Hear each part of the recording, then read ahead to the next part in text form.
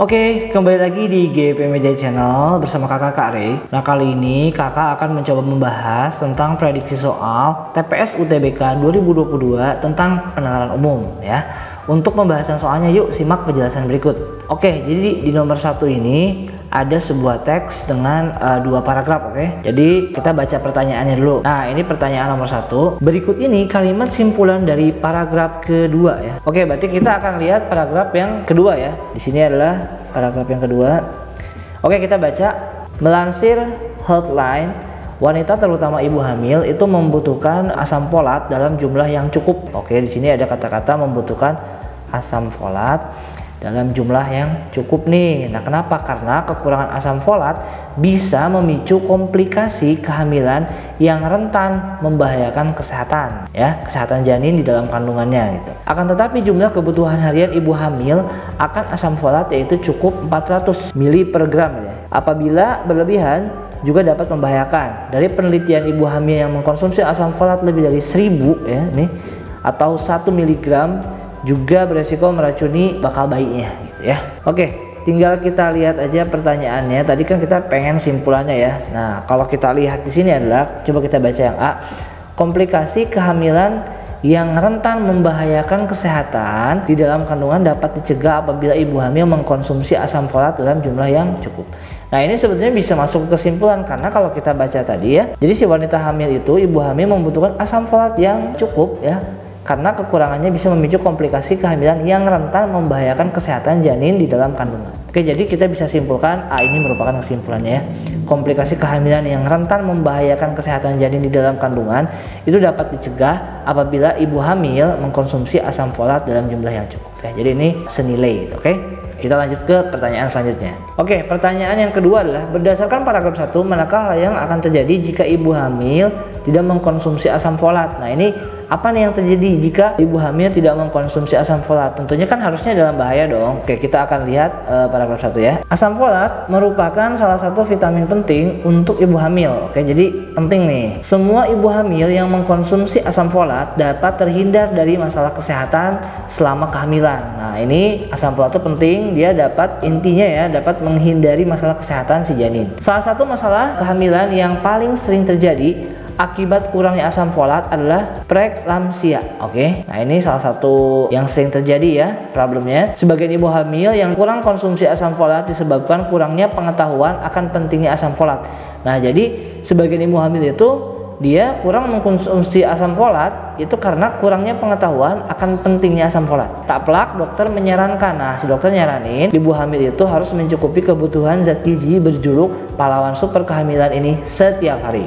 Oke, sebelum dan selama hamil. Nah, tanpa kecukupan asam folat sebelum dan selama mengandung buah hatinya, ibu hamil dan janin di dalam kandungan rentan mengalami sejumlah masalah kesehatan. Ini kalau kurang ya, kalau kurang konsumsi asam folat. Nah, melansir WebMD, manfaat asam folat untuk ibu hamil dan janin di dalam kandungan antara lain dapat mencegah preeklamsia, menurunkan resiko penyakit jantung, kemudian stroke dan sejumlah kanker, dan mencegah keguguran dan melindungi janin dari kelainan jantung. Nah, sumsum tulang belakang ya, jadi menghindari cacat sumsum tulang belakang, otak, dan mencegah bibir sumbing, menurunkan resiko bayi lahir prematur, mencegah bayi lahir dengan berat badan rendah, dan menunjang tumbuh kembang janin secara optimal di dalam rahim.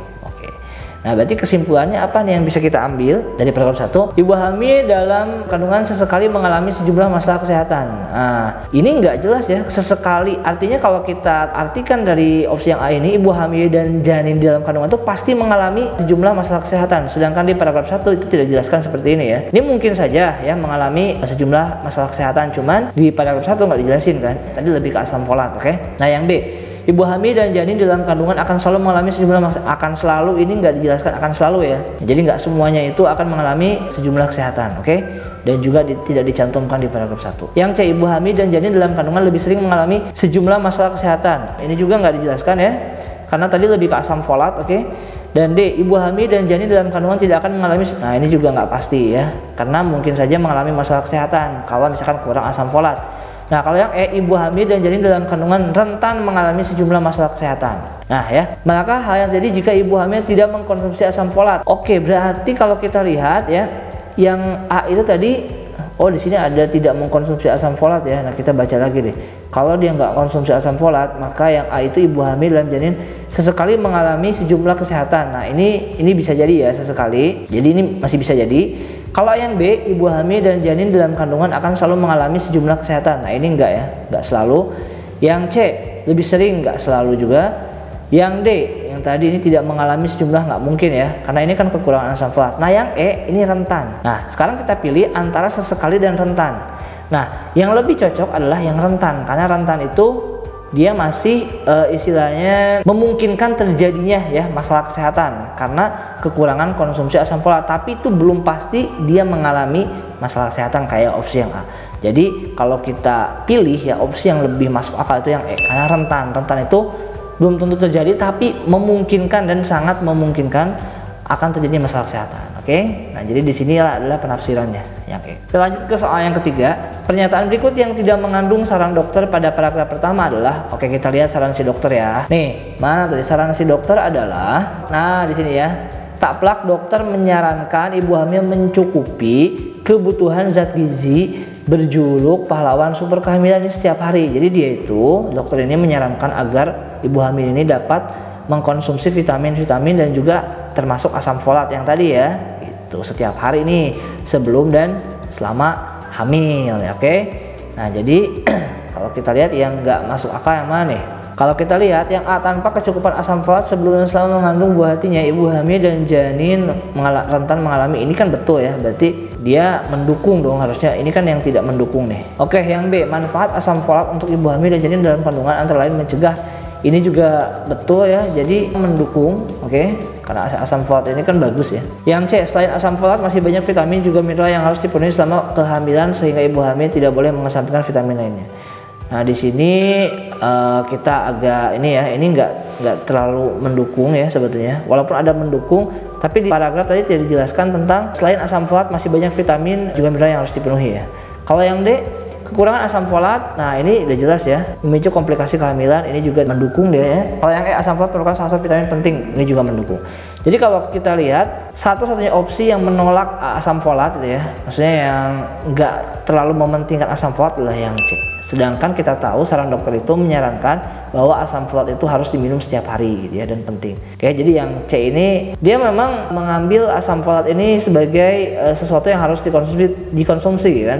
Tapi kalau kita artikan, kita tafsirkan opsi yang C ini, dia lebih ke paling tidak mementingkan si asam folat ya. Karena di sini lebih ke poin banyak vitamin juga mineral lain yang harus dipenuhi. Oke, jadi kalau kita lihat yang paling tidak mendukung adalah yang C ya. Nah, soal yang keempat ini berdasarkan paragraf 2, anjuran untuk mengkonsumsi asam folat. Nah, ini kalau nggak salah 400 tadi ya. Coba lihat. Nah, anjurannya itu, nah kalau kita lihat di sini 400 ya. Nah, minimalnya itu cukupnya 400. So, jawabannya udah jelas adalah yang B ya. Oke, kita lanjut ke soal yang kelima. Berdasarkan paragraf pertama, simpulan yang dapat diambil adalah, nah ini simpulan dari paragraf pertama. Oke, kita akan lihat semua ibu hamil yang tidak terhindar dari masalah kesehatan. Oke, yang tidak terhindar dari masalah kesehatan itu berarti dia mengalami ya, dia mengalami. Tidak terhindar itu bermaksud dia mengalami masalah kesehatan selama kehamilan disebabkan kurangnya pengetahuan akan pentingnya asam folat.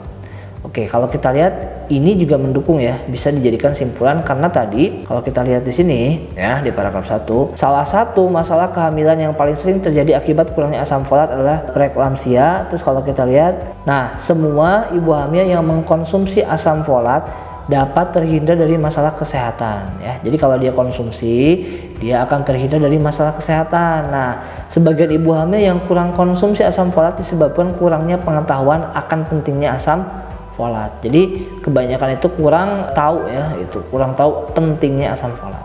Oke, jadi kalau kita lihat adalah ini yang A ya simpulannya. Semua ibu hamil yang tidak terhindar dari masalah kesehatan, artinya yang mengalami kesehatan selama kehamilan itu disebabkan karena kurangnya pengetahuan akan pentingnya asam folat.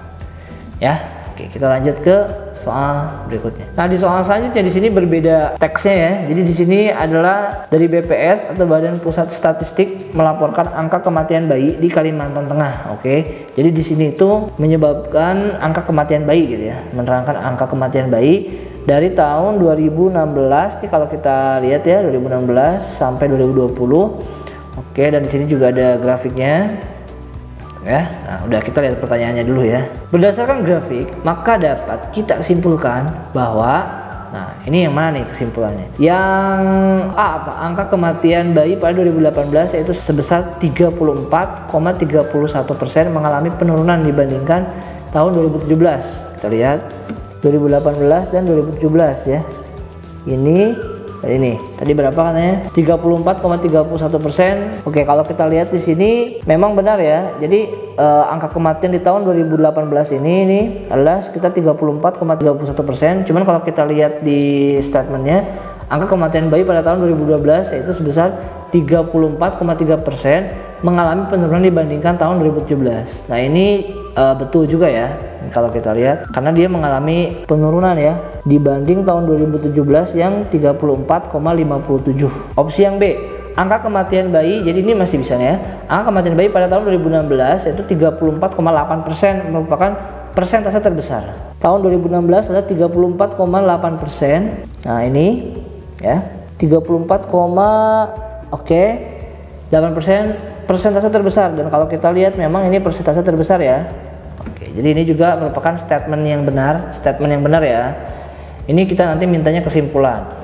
Yang C, pada tahun 2020 angka kematian bayi sangat rendah, menandakan pemerintah berhasil dalam meminimalisir angka kematian bayi. Nah 2020 paling rendah juga betul ya. Ini juga bisa kita asumsikan statement yang benar gitu kan.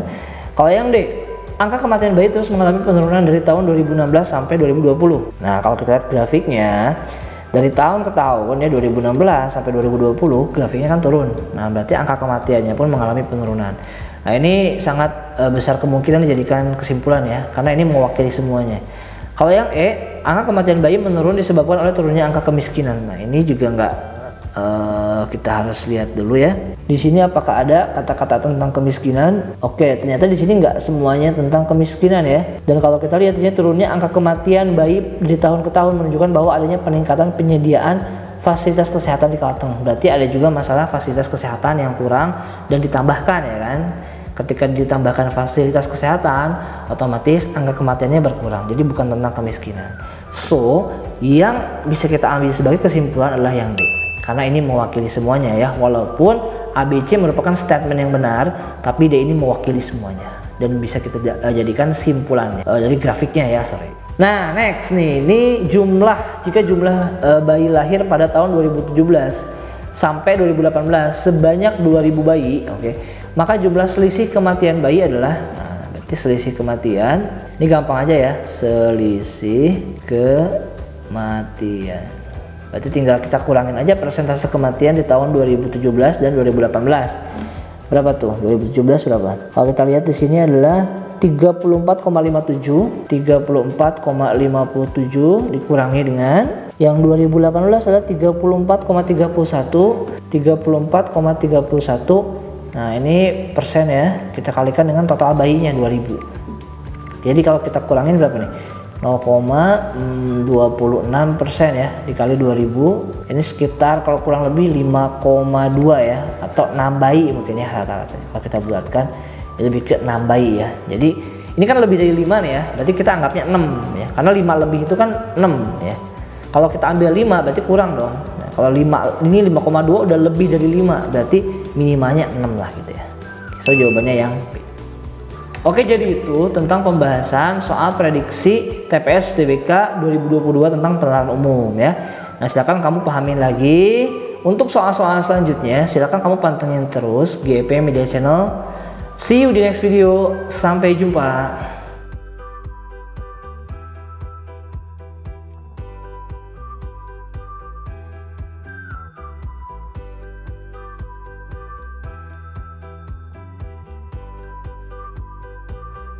Thank you.